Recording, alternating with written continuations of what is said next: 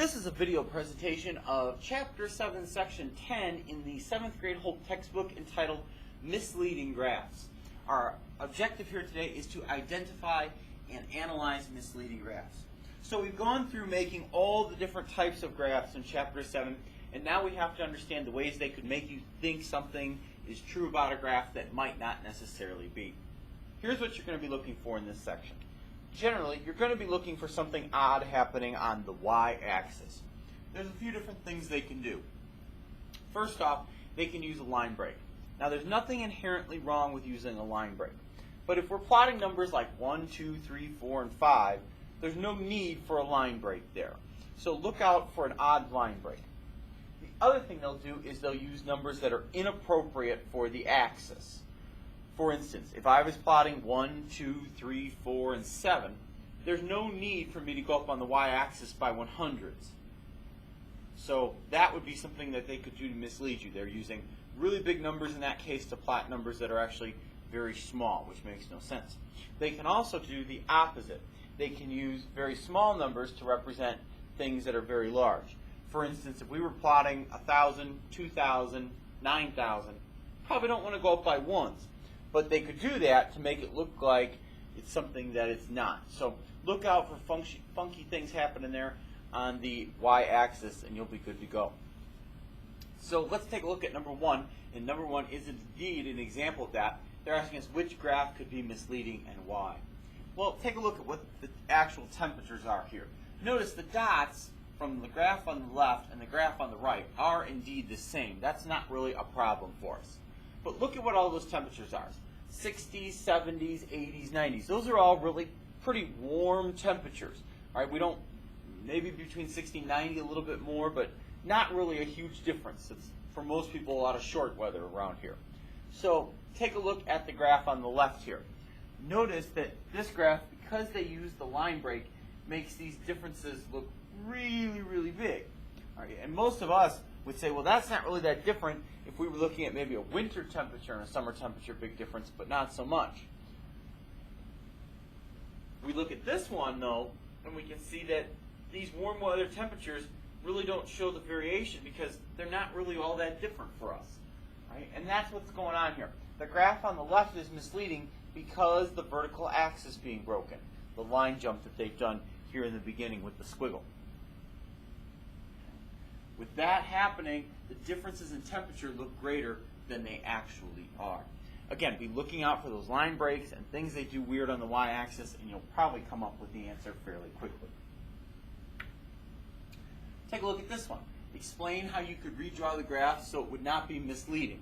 We're looking at women's long jump distances on the graph.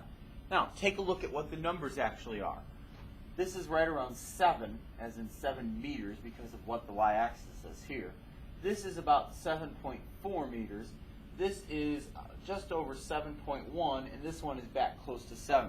So we're talking in a range of about 6.9 to 7.4 meters. So a difference overall of just half a meter. Well, think about a meter stick. You know what a meter is then, right? So a half a meter, you can step half a meter, right? So they're really not all that far apart. But because they've used these really small numbers here, all right, it makes it look like these are really far apart. They're not. Again, think about it. Take a step, you've probably gone more than half a meter. All right, so if we redraw the entire vertical scale on the graph, meaning we're going to put all those numbers on the y-axis, they're not going to look that different because they're not really all that different.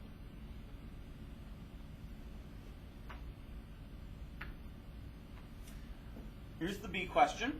Same idea. They're asking me to explain how I could redraw the graph so it would not be misleading. All right, now one thing you should be noticing right away here is they've missed one of the properties of a well-prepared graph. Down here on the x-axis, there is no label on this axis. You absolutely should have a label on this axis. So restaurant or restaurant name or pizza place or something to express what you're actually talking about down there. But again, as I instructed you in the beginning, look out for something odd happening on the y-axis. And indeed, there is something odd happening on the y-axis. A couple different things. We know that the bottom is always supposed to be 0, and there's nothing to contradict that here. But then if we assume this is 0, it goes to 18,000, which is of course a jump of 18,000, but then it goes 18,000 to 27,000, which is only 9,000. Well, you know that can't be. We know we have to use even-sized increments going up that y-axis. So, what you either have to do here is take out 27,000, because that would get you at increments of 18,000, or add on a bar for 9,000. Now, the other thing you should be able to see here that looks a little bit off is that this gap here, which represents the distance of 18,000, from 0 to 18,000, is pretty large. Well, if I just translate it up, notice that that gap is not the same as this gap up here, which is also 18,000. That's from 18,000 to 36,000. These are not evenly spaced size groups here. So whatever you do, whichever one, whether you take out 27,000, right, or add in 9,000, you also have to even out the actual space between the different numbers. So we're going to draw the vertical scale with equal spacing between the marks so that the distance between 0 and 18,000 is the same as the distance between 18,000 and 36,000, which is saying what we just said to even out that spacing. Even if we add in the 9,000, which is perfectly acceptable, that statement would still even out everything with 9,000 included.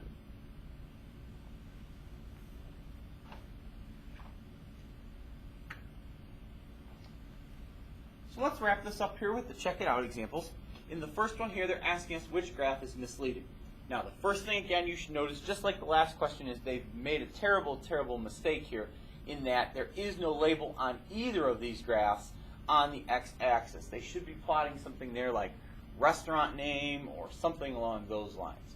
But if we take a look at the two graphs, take a look at graph B. Notice that the bottom line is 5, and you already know that you can't do that. The bottom line always has to be 0. You can skip numbers once you plot 0, but the bottom number's always got to be 0. So in this case, that's the problem. With this not beginning at 0, all right, these differences appear really great. You can see, looking at this graph, the Geno's bar looks like it's almost nothing. But when we look at it properly plotted on graph A, then indeed, Geno's actually looks like it's actually somewhat comparable to Pasta City even though the numbers aren't any different at all from this graph to that one. All right, the bars definitely do have a different look in A compared to B.